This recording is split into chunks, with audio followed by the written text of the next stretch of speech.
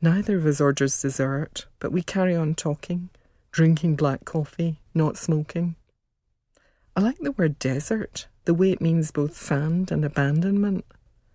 Lonely stretches of parched sand. I used to have silent dessert eating contests with Stanley Kubrick when I lived in his caravan. Who knows if he regretted his decision to let me eat in the commissary? You can't tell to look at me how much I can pack in. Stanley's plate was overloaded with chocolate log, custard, cheesecake, crumble, any pudding going. Sugar is evil. But it depends on your attitude whether an addiction to cakes is humiliating. Stanley, a naturally competitive man, was too dignified to acknowledge our contest out loud. Usually I won, but I cheated by not having a main course first. I almost told you my Stanley story, but decided you might think I'm showing off. These days I'm addicted to health. I don't look like an ex-sugar junkie. Anyway, I don't talk about my past. It's a story full of preposterous coincidences in the shade of tall trees. Lies are easy to believe in, but the truth sounds like something I've made up to amuse you. I arrived in London penniless and found myself in Park Lane opposite Hyde Park, as good a place as any to hide until morning.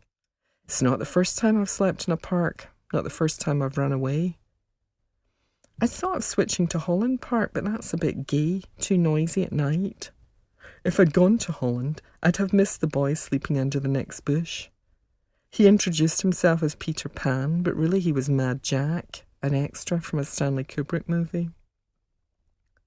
Stanley heard Mad Jack was sleeping in the park and invited him to live in his caravan, which was parked on the movie set.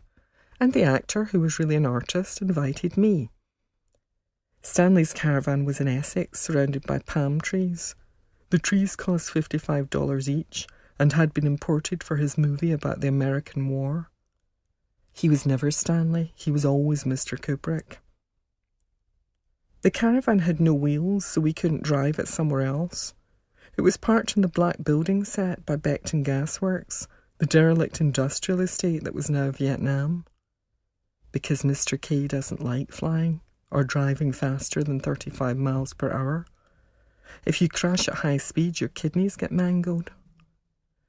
Or he didn't fly when he was alive. God knows what he's up to now. Sometimes when asked why I have a photograph of myself with Stanley Kubrick on the wall of my kitchen, I pretend that the caravan was a trailer. Or people just assume I mean a trailer when I say caravan. Somewhere the star sleeps, showers, or has sex between scenes. A trailer has a bathroom and a fridge full of champagne. The caravan wasn't plumbed, but we had access to the toilets in the commissary, deserted at night, apart from a security guard who gave us a wide berth. He thought I was a very strange girl, and Mad Jack a far cry from sanity, and he was right. How can you be wrong about your opinions when they're subjective? Later, when Stanley was dead, and I had lost contact with everyone associated with that movie and the house in St. Albans with no water in the fountain, I went to the real Vietnam and was mistaken for a Eurasian film star. I can't say this out loud. I could, but I don't want to. You already resent me for being clever. I don't want to be interesting as well.